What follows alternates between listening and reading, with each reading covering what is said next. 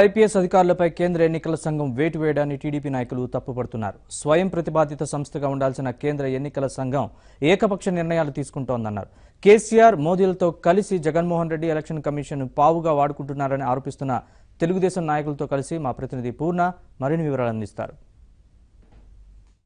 YSR party నేతలు election commission ఫిర్యాదుల నేపథ్యంలో ఆంధ్రప్రదేశ్లో కొన్ని చర్యలు తీసుకుంది ఎలక్షన్ కమిషన్. ఆ చర్యలు ఏమనగా డీజీ ఏబీ వెంకటేశ్వరని అలాగే కడప శ్రీకాకుళం ఐపీఎస్ అధికారులని మొత్తం కూడా విధుల నుంచి తప్పించి పక్కన కూర్చోబెట్టడం జరిగింది. అయితే అన్నింటినీ కూడా టీడీపీ శ్రేణుల ఆగ్రహాన్ని తెప్పిస్తున్నాయి. అయితే దీనికి సంబంధించి మనతో మాట్లాడదాం ఎంపీ కేసీ నాన్నగారు అలాగే గద్దె రామ్మోహన్ గారు మనతో ఉన్నారు. ఆయన సార్ ఏదైతే ఎలక్షన్ కమిషన్ తీసుకున్న నిర్ణయాలు అందరూ కూడా చాలా వివాదాస్పదంగా ఉన్నాయని చెప్పి చూస్తున్నారు. దీన్ని మనం ఎలా చూడాలి?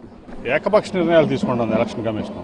ఇప్పుడు ఈ గత కొన్ని రోజులుగా చూస్తే ఐటీ గ్రిడ్స్ మీద జరిగినటువంటి దాడి కానీ ఇప్పుడు data collection, data mining, data analytics, artificial intelligence అనేది ఇవాళ ఈ ప్రపంచాన్ని ముందుకు తీసుకెళ్తున్నటువంటి రంగం.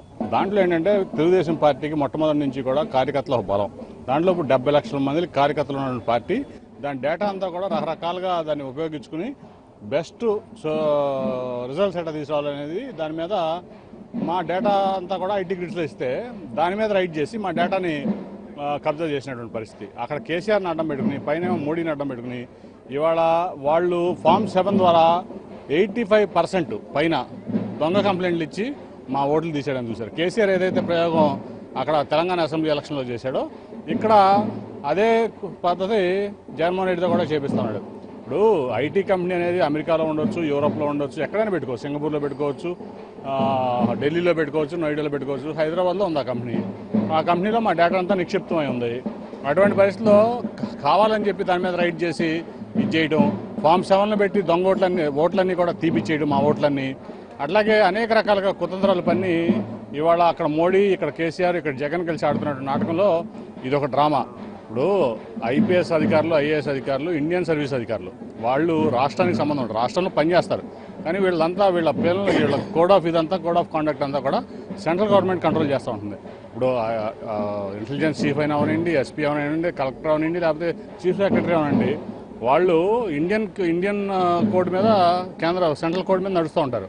దానికి ఇవి చేస్తే దానివల్ల తెలుగుదేశం పార్టీకి నష్టమే కాదు, కానీ వీళ్ళ ధోరణి ఏదైతే మోడీ, ఏదైతే కేసీఆర్, ఈ జగన్మోహన్ రెడ్డి ధోరణి ఏంటి? కేవలం ఈ ఆంధ్రాని ఇబ్బంది పెడతాం, చంద్రబాబు నాయుడిని ఇబ్బంది పెడతాం, తెలుగుదేశం పార్టీని ఇబ్బంది పెడతాం, అది ఒక్కటే లక్ష్యంగా వీళ్ళందరూ కూడా పనిచేస్తున్నారు. వీళ్ళ ఆటలు సాగవు. ఇవాళ 150 సీట్లతో వాళ్ళు ఎన్ని ఇబ్బందులు పెట్టండి, ఐటీ గ్రిడ్స్లో మా డేటా తీసేసుకునిండి, ఫామ్ 7 పెట్టి మా ఓట్లు తొలగించాలని ప్రయత్నించనండి. ఏది చేసినా ప్రజలంతా చంద్రబాబు నాయుడు గారు పక్షాన ఉన్నారు, తెలుగుదేశం పక్షాన ఉన్నారు. ఇవాళ 150 సీట్లు ఖచ్చితంగా వస్తాయి. తెలుగుదేశం పార్టీకి 22 ఎంపీలు వస్తాయి. కేంద్రంలో మోడీ దిగిపోవడం ఖాయం. ఇక్కడ జగన్మోహన్ రెడ్డి మళ్ళీ ఎలక్షన్ కాదు, ఈ ప్రాంత ప్రజలు, ఈ ప్రాంతమే కాదు ఆంధ్రప్రదేశ్ ప్రజలు మొత్తం కూడా వీళ్ళని తరిమి కొడుతున్నారు. మళ్ళీ అడ్రస్ ఉంటాడు జగన్మోహన్ రెడ్డి. ప్రధానంగా చూస్తే ఇంటెలిజెన్స్ ఐజీ ఎవరైతే సంబంధం లేనని కూడా ఇందులో బలిపోస్తులు చేస్తున్నారు. సార్ ఇప్పుడు ఇంటెలిజెన్స్ ఐజీ ఎవరనేది మాకు అనవసరం. ఎవరినైనా పెట్టుకోనండి. ఇంటెలిజెన్స్ పని ఇంటెలిజెన్స్ చేస్తుంది, స్పెషల్ బ్రాంచ్ పని స్పెషల్ బ్రాంచ్ చేస్తుంది, లాండ్ ఆర్డర్ పని లాండ్ ఆర్డర్ చేస్తుంది, ట్రాఫిక్ పని ట్రాఫిక్ చేస్తుంది. అది ఇష్యూ కాదు. కానీ అంటే ప్రధానంగా ఎన్నికలకే సంబంధం లేని వ్యక్తులు కూడా ఈసారి పక్కన పెడతాం అనేది ఎంత మటుకు సంబంధించి ఏకపక్ష నిర్ణయాలు తీసుకుంటా ఉంది ఎలక్షన్ కమిషన్. ఎందుకు తీసుకుంటుందంటే వీళ్ళందరూ కుమ్మక్కై, మోడీ, కేసీఆర్, జగన్మోహన్ రెడ్డి కుమ్మక్కై చేస్తున్న నాటకంలో ఎలక్షన్ కమిషన్ ఒక పావుగా ఉపయోగిస్తున్నారు. అది ఏకపక్ష నిర్ణయాలు. దాని మీద న్యాయపరమైన పోరాటం తెలుగుదేశం పార్టీ చేస్తుంది. సార్ ఓ పక్కన చూస్తే కనుక ఏదైతే వైసీపీ నేతలు కంప్లైంట్ చేస్తే ఇమీడియట్గా ఎలక్షన్ కమిషన్ చర్యలు తీసుకుంటుంది, అదే కనుక టీడీపీ నేత ఎవరి మీద కంప్లైంట్ చేస్తే వాటి మీద చర్యలు కూడా తీసుకోవడం జరగట్లేదు. ఇవన్నింటినీ మనం ఎలా చూడవచ్చు? అంటే ఇప్పుడు నేను 6 ఎలక్షన్లు చేశానండి. ఏనాడు లేని విధంగా ఎలక్షన్ సమయంలో అభ్యర్థులైన ప్రధాన పార్టీ అభ్యర్థుల మీద రైడింగ్ చేసే విధంగా వ్యవస్థని సర్వనాశనం చేశారు మోడీ గారు. ఇప్పుడు అలాంటి పరిస్థితుల్లో ఏదైనా జరగవచ్చు. ఏది జరిగినా ప్రజలు నిజాన్ని గ్రహించే శక్తివంతులు ప్రజలు.